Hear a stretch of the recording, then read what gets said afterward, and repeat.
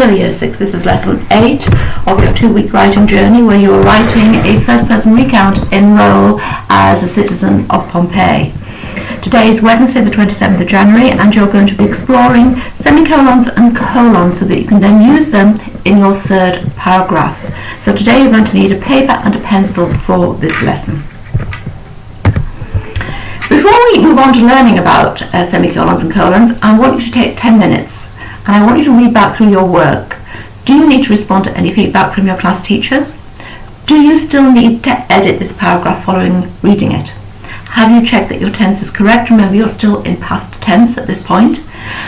Have you done your spellings? Checked them all? Have you checked your punctuation? When you have done all that and your 10 minutes is up, I'd like you to move on to the next part of the lesson. So Year 6, I have given you a sentence to unscramble. It came in your pack yesterday. So here you have some words.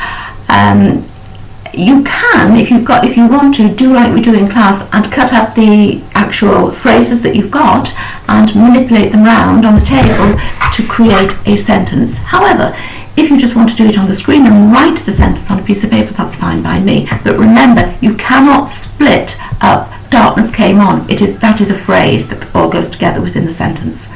So take some time, have a go at that. Okay, so you should have made this sentence. The flames remained some distance off and darkness came on once more. So, question for you, Year 6. What type of sentence have you created there? Say it in your head.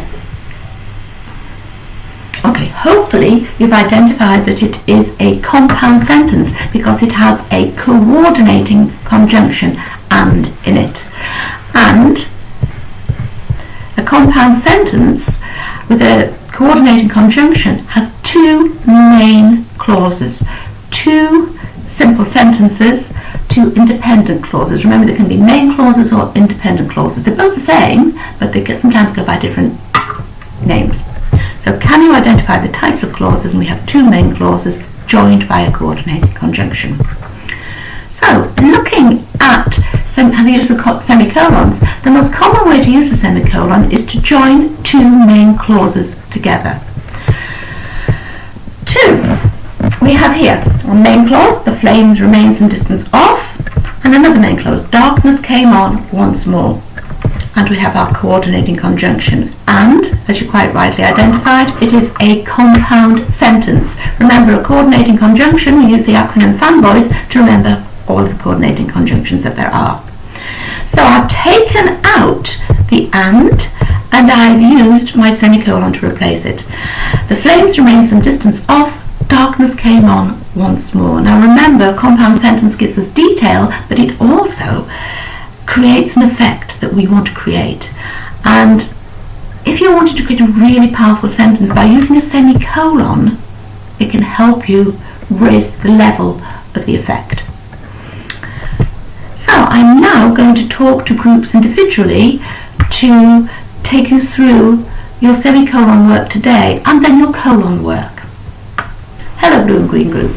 Okay, your task today is that I want you to generate two main clauses that are related and then link them together with a semicolon that you could use in your writing in your third paragraph. So you might want to look back at your plan and remember what your third paragraph is all about so that your sentences relate, you can use them in there.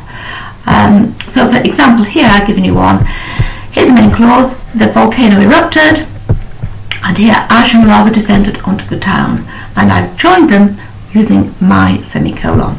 So what I want you to do is to do that 3 times to create 3 complex sentences using a semicolon that you can use in your writing in your third paragraph. And the top tip for me, don't forget to use your senses when writing your sentences. Now remember, you filled in your census sheet on Tuesday of last week, I think it was. No, Wednesday of last week, So, pause the video now so you've got your task in front of you and you know what you're doing. Green group, in your pack yesterday I sent through some sentences, some simple sentences, main clauses that may help you if you get stuck. So feel free to use those if you want to.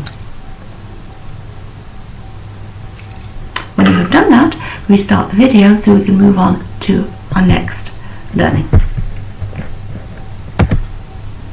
Okay, so now we're going to look at colons. Now the most important thing to remember about a colon is that you only use them after a statement that is a complete sentence, something that would make sense on its own, that doesn't really need anything more adding to it, but if you added something to it, it would inform the reader even more.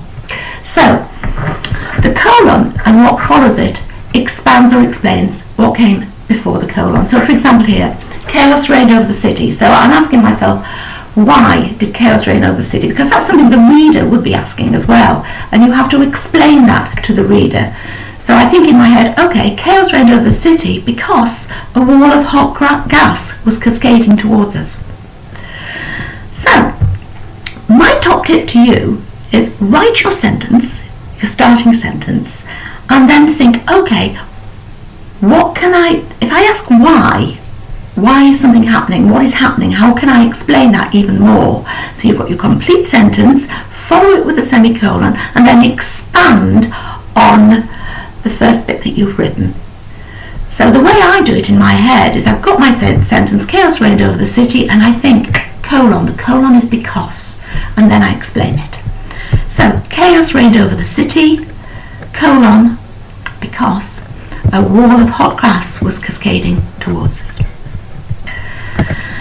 So Bloom Regroup, what I've done for you to help you out, because I'm feeling nice today, is that I've done the start of your sentences, your main thought, your main idea. So write 3 sentences that include a colon after the statement. So I've done here, Pompeii was a busy Roman town. Why was it a busy Roman town? Expand on that idea. I fled in fear of my life. Because. Why did you flee in fear of your life? Explain it. The cries of people could be heard for miles. Colon. Because. Explain it. And so on.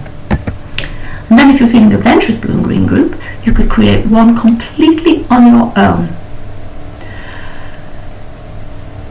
When you've done that, could you please check through your work, and if you are happy with it, you have come to the end of the lesson. So please remember to email both your semicolon and your colon work to your class teacher at the end of the day.